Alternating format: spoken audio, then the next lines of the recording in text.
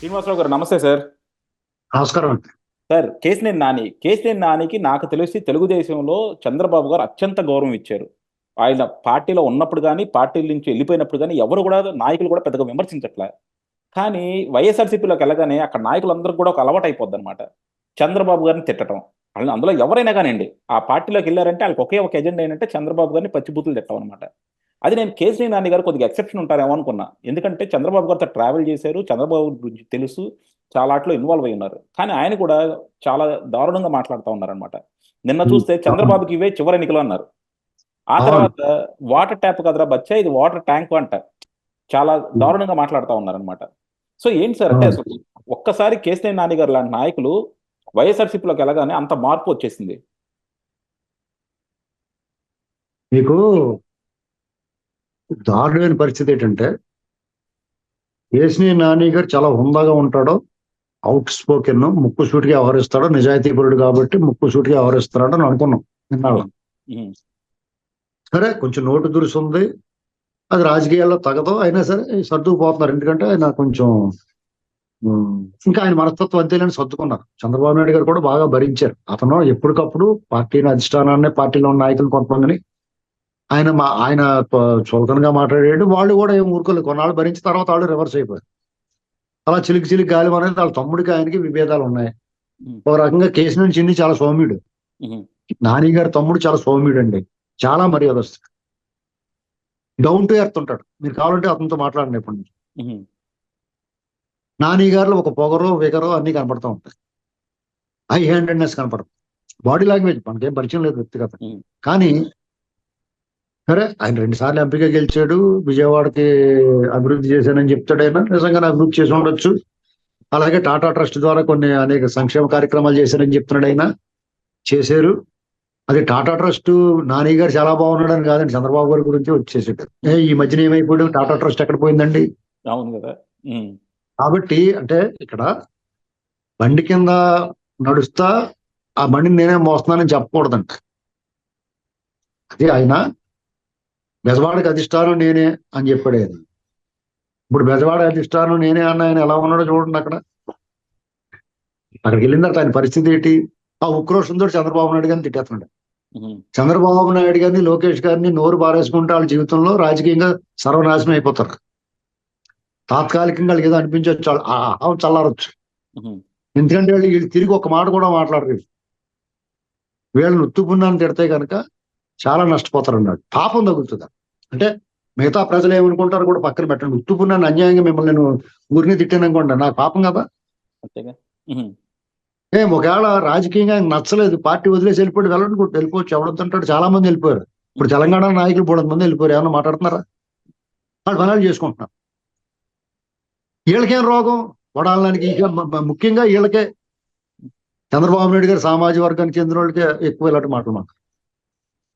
అది మనకు చులకన అయిపోవట్లేదా నలుగురిలో? ఇప్పుడు సామాజిక వర్గం కూడా చులకన అవుతుంది కదండి. ఇప్పుడు జగన్మోహన్ రెడ్డి గారి నుంచి బయటకు వచ్చిన రెడ్లు ఎవరన్నా మాట్లాడుతున్నారా? పోనీ రెడ్లు ఎవరన్నా చంద్రబాబు గారిని అలా తిడుతున్నారా? ఇది ఆలోచించుకోవాలి ఎవరి కాళ్ళు. ఇది చాలా దారుణంగా ఉందండి పరిస్థితి. ఆయన ఇదే ఆఖరి ఎన్నికలు టీడీపీ కండి, ఇదే ఆఖరి ఎన్నికల అసలు ఆ మాట ఆయన అనొచ్చా అండి? పార్టీ చరిత్ర ఏంటి? ఉమ్. ఆకాశం మీద ఉమ్మేత మీద పడద్దని తెలియదు ఆయనకి. తెలుగుదేశం పార్టీ 25 సంవత్సరాల క్రితం అధికారంలో ఉంది తెలంగాణలో. అప్పటి నుంచి ఇప్పటి వరకు ప్రతిపక్షంలోనే ఉంది అక్కడ. అయినా సరే అక్కడ ఆ ఉనికిని కోల్పోతే జెండా ఎగురుతా ఉంది ఇప్పటికి. మొన్న ఎన్నికల్లో పోటీ చేయకుండా వాళ్ళు ఎవరిని ఓడించాలనుకున్నా వాళ్ళు ఓడించారు.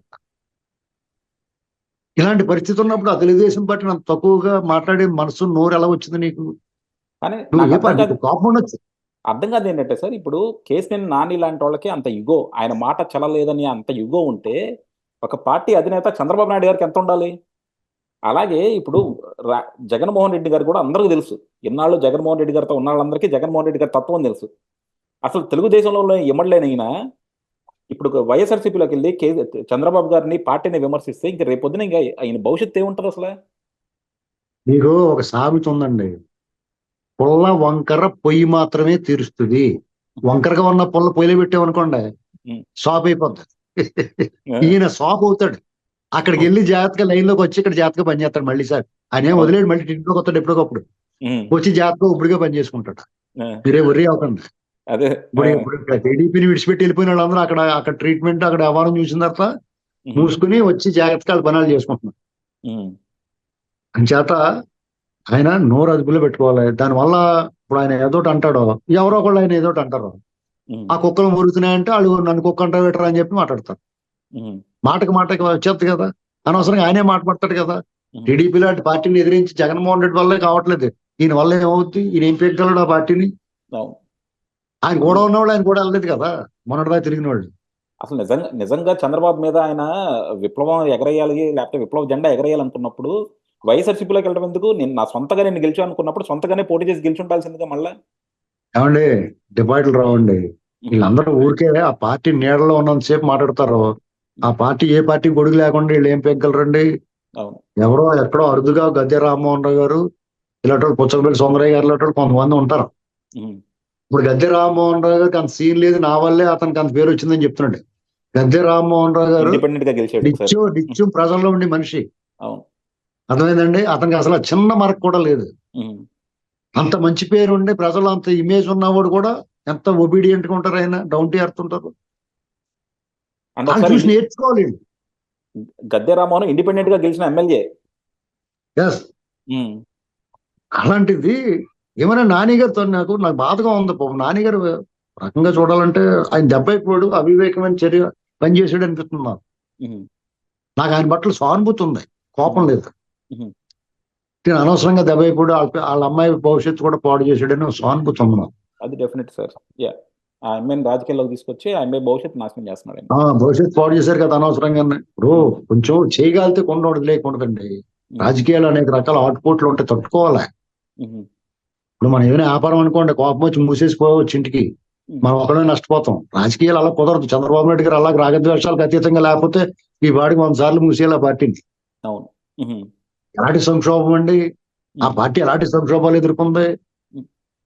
2009 లో మహామహులు అనుకున్నారు, ముదర తేళ్లు లాంటి పార్టీ నాయకులు అందరూ వదిలేసిపోయారు పార్టీని. అలా వదిలేసిపోవడం వల్ల ఎంతో దెబ్బ తగిలింది పార్టీకి. అయినా సరే పార్టీ కత్తిలో నిలబడిందా లేదా? 2014లో మళ్ళీ గెలిచిందా లేదా? పార్టీ నిలబెట్టుకుందా లేదా? తెలంగాణలో 25 ఏళ్ల నుంచి ఉనికి లేకపోయినా, పార్టీ గెలవకపోయినా అక్కడ ఉనికిని కాపాడుకుంటుందా లేదా? ఈ పార్టీ దక్షత కదా. ఈయన దాదాపు 3 దశాబ్దాల నుంచి ఈయన పార్టీని కాపాడుకుంటున్నాడు. ఈయన ఇలాంటి రకాల వాళ్ళు ఎంతమంది వచ్చారు పోయారు, ఎన్ని రకాల మాట్లాడినారు, ఎన్ని బూతులు మాట్లాడారు, ఎన్ని వెన్నుపోట్లు. ఈయన్ని వెన్నుపోటు అంటారు కానీ ఎంతమంది నాయకులు వెన్నుపోటు పడలేదు, పార్టీని వాడుకుని పోలేదు. రాజకీయంగా, ఆర్థికంగా, సామాజికంగా స్థిరపడిపోయి పార్టీని దెబ్బేసి చంద్రబాబు నాయుడు గారిని నమ్మక ద్రోహం చేసి పోయారు వాళ్ళందరూ. ఆయన ఎవరిని బాగా దగ్గర తెచ్చుకున్నట్టు వాళ్ళందరూ కూడా దెబ్బేసిపోయిన వాళ్ళు ఉన్నారు. మళ్ళా పశ్చాత్తాపంతో కొంతమంది వెనక్కి వచ్చారు, కొంతమంది ఇక రాలేక అక్కడే ఉండిపోయిన వాళ్ళు ఉన్నారు. మీకు తెలంగాణ నాయకులు చూడండి, కొంతమంది అసలు నోరు ఎప్పుడు ఎవరన్నా ఉన్నారా మాట్లాడు? తలసాని శ్రీనివాస్ తప్ప, ఒకళ్ళు ఇద్దరు తప్ప మిగతా వాళ్ళంతా ఎంత డీసెంట్ గా, డిగ్నిఫైడ్ గా. అసలు రేవంత్ రెడ్డి, సీతక్క చూడండి, వాళ్ళు ఎంత ఉన్నత స్థాయికి ఎదిగారు. వాళ్ళకి ఆ గౌరవం ఎందుకు వచ్చింది? వాళ్ళ వ్యక్తిత్వం. మిగతా కూడా వాళ్ళే కాదు, మిగతా తెలంగాణ టీఆర్ఎస్ లో అనేక మంది మంత్రులు చేసిన వాళ్ళు గట్ట అంతమంది అందరూ టీడీపీ వాళ్ళే కదా. అవును. వాళ్ళు ఎప్పుడైనా నోరు జారారా? మాట తూలేరా? ఇది గుర్తుపెట్టుకోవాలా ఎవరైనా సరే. Yeah, thank you sir, thank you. Definite గా, ఎందుకంటే మీరు చెప్పిన ఒక పాయింట్ మాత్రం ఇంపార్టెంట్ అనమాట. కేసీఆర్ నాని గారు వాళ్ళ అమ్మాయి భవిష్యత్తు నాశనం చేస్తున్నారు, అది ఒకటి ఆయన గుర్తుంచుకోవాలి. డెఫినెట్ గా ఏంటంటే కేసీఆర్ నాని గారు పీఆర్పీ అప్పుడు ఎంత హడావుడి చేశారో చూసాము. లాస్ట్ లో పీఆర్పీ వదిలి తెలుగుదేశంలోకి వచ్చారు. అలాగే ఇప్పుడు కూడా మీరు అన్నట్టు వైఎస్ఆర్సీపీలో ఇంకా ఆయన 2 నెలలకి మించి ఎక్కువ ఉండలేరు. సో కంపల్సరీ మళ్ళీ ఆయన తెలుగుదేశంలోకి వచ్చే ఛాన్సెస్ కూడా చాలా ఉన్నాయి. థ్యాంక్ యూ అండి, థ్యాంక్ యూ వెరీ మచ్.